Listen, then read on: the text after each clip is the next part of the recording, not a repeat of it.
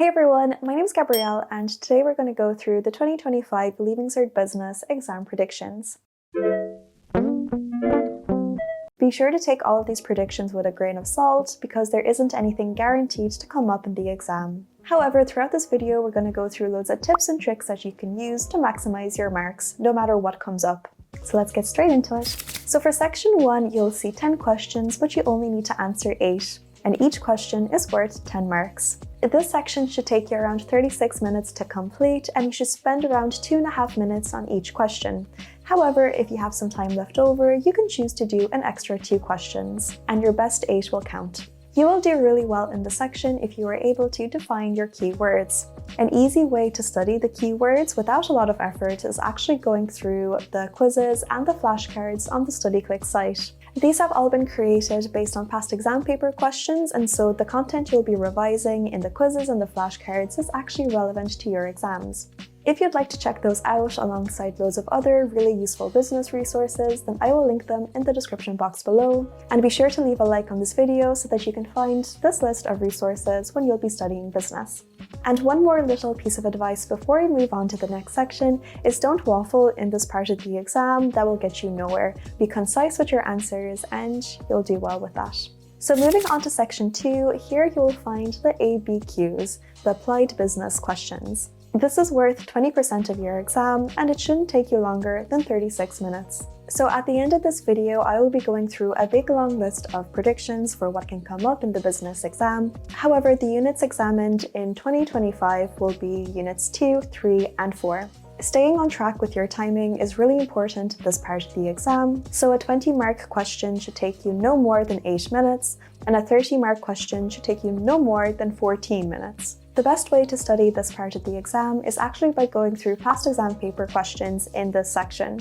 And you'll find all of those categorized into neat topics on the Studyclix website, so you can find exactly what you're looking for without wasting loads of time flipping through your past exam papers. When you're in the exam, one thing you should focus on doing is actually skimming through the text first and then reading the questions. You'll notice that questions A, B, and C actually refer to different paragraphs in the text. So once you've read through the questions, when you're doing a proper reread of the text, be sure to use your pen to underline the key points that you'll be referencing in your answers. And then moving on to section 3.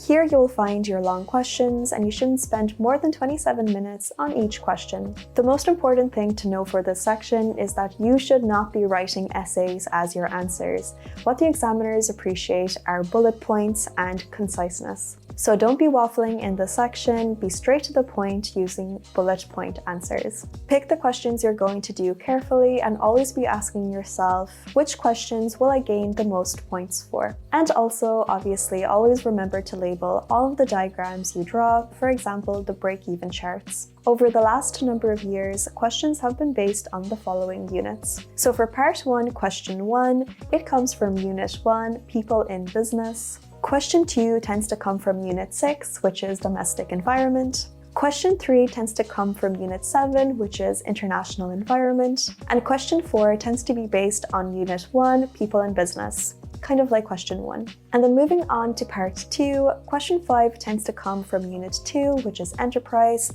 and also Unit 3, which is Management 1. And then Question 6 can be based on Unit 4, which is Management 2. Question 7 can also have Unit 4, Management 2. However, it can also include Unit 5, which is Business in Action. And then Question 8 can also come from Unit 5, which is, again, Business in Action. So all of those questions are related to Section 3. And now I'm going to go through some more general predictions that you can expect to see throughout the entirety of the exam paper. And so as I'll be going through this list, you can take a mental note of the topics that you think you might struggle with, so that you can focus on those topics while you'll be revising for your exams. And don't worry if you think that any of these topics are a little bit on the trickier side, because on the Studyclix website, we actually have a questions by topic page, where if you click onto a topic, you'll find a videos and notes page that is full of useful resources. So if you're struggling with any topic in particular, be sure to check that out. Let's get straight into the predictions. So our predictions for Unit 1, People and Business, are as follows. Stakeholder relationships, Contract Law and Methods of Terminating Contracts, Sale of Goods and Supply Services Act 1980, Consumer Protection Act 1980, and Employment Equality Act 1998 to 2015, or employment discrimination. And then moving on to Unit 2, Enterprise, here you can expect to see importance of enterprise, entrepreneurship, and how business promotes entrepreneurship, and differences between enterprise and management. Unit 3 is Management 1, and here you can expect to see the definition of management, planning and different types of plans, controlling, stock quality, and credit control. And then moving on to Unit 4, which is Management 2, here you can expect to see sources of finance, tax calculations, functions of HRM, teamwork, and ratio analysis. And then Unit 5 is all about business in action, which includes break-even charts, new product development, market research, market segmentation, and debt capital versus equity capital. And then for Unit 6, Domestic Environment, you might see types of industry, types of business organization, community development, and economic indicators such as interest rates, inflation rates, and employment.